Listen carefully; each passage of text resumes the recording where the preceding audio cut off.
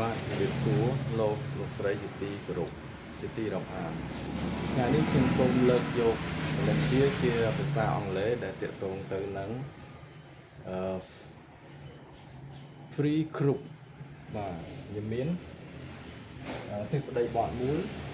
ជារៀង the universal mapping property គឺទិសដីបទដែលលើកឡើងអំពីលក្ខណៈនៃ map ទូទៅអញ្ចឹងទិសដីបទនេះគឺមាន clear ដូចជា every group is a homomorphic image of a free group groups អញ្ចឹងយើងបកស្រាយមានន័យថាគ្រប់ក្រុមទាំងអស់គឺវា homomorphic image រូបភាព homomorphic នៃគឺជារូបភាព homomorphic នៃក្រុមសេរីអញ្ចឹងគ្រប់ក្រុមទាំងអស់គឺជាគឺជារូបភាពនៃ free group ក្រុមសេរីអញ្ចឹងយើងបកស្រាយ let G be a group and let S be a set of generator for G now let S be the free group on S sin any word in W or S is also element G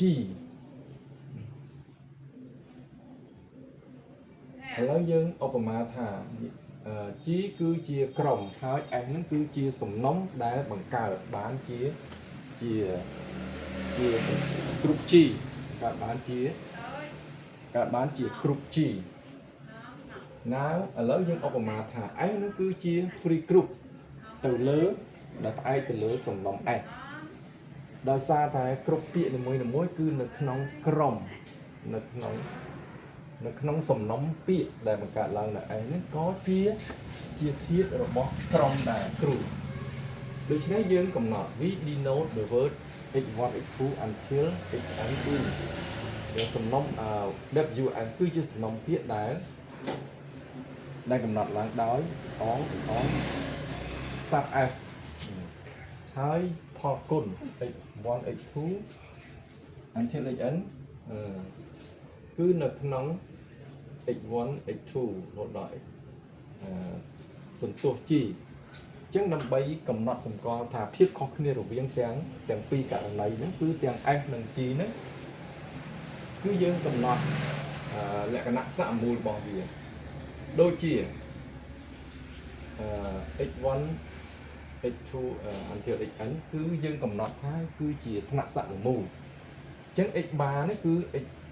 x2 x bar និង xn ហ្នឹងគឺជាថ្នាក់សមមូលនៅក្នុង S ក្នុង free group អញ្ចឹងវាផ្ទុកទៅធាតុហ្នឹង x1 x2 xn នៅក្នុងសំណុំពាក្យនៃ fx យើងដូច្នេះយើងពិចារណាទៅលើ map របស់វា function របស់វា free អញ្ចឹងយើងកំណត់ពី s ទៅ g ដែល s នៃ x1 ថ្នាក់សមមូលរបស់វាគឺស្មើនឹង x1 g ច្បាស់ណាស់គឺ free នេះគឺបានន័យថាយើងកំណត់ហើយនេះកំណត់តាមរបៀប mapping នេះគឺចំពោះinsert បានន័យថាយើងសួរបញ្ចូលទៀតឬក៏យើងអាចលុបចោលកន្សោម deleting នេះគឺអានេះយើងហៅថា យើងយក x minus 1 ឬក៏យើងហៅវាថាជាធាតុនេះយើងអាចបញ្ចូលក៏បាន delete ក៏បាននៅក្នុងធាតុនៃសំណុំពាក្យគឺវាឆ្លងឆ្លើយគ្នាជាមួយនឹង insert ឬក៏ delete នៅក្នុង G ដែរអញ្ចឹងបាននៅក្នុង S ហ្នឹងក្នុង G ក៏មានយ៉ាងហ្នឹងអញ្ចឹងបានន័យថាវាឆ្លងឆ្លើយគ្នាបានន័យថាវាយើងសង្កេតមើលអញ្ចឹងយើងសង្កេតមើលនេះ function របស់យើងនេះ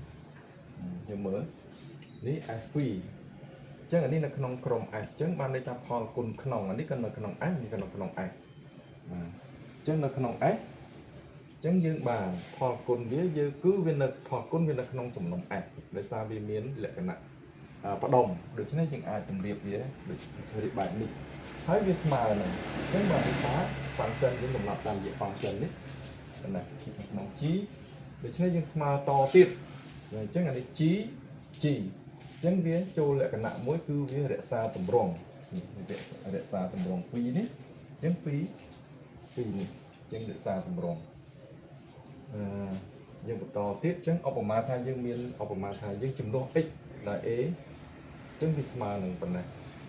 smart nâng chỉ ế chân tìm mình chọn nhưng khơi thả phí nữa cứ hòn thu đại xa ánh cứ vía một cạt lá đảo một cạt bàn cạt lá đảo đảo chỉបាទសូមអរគុណ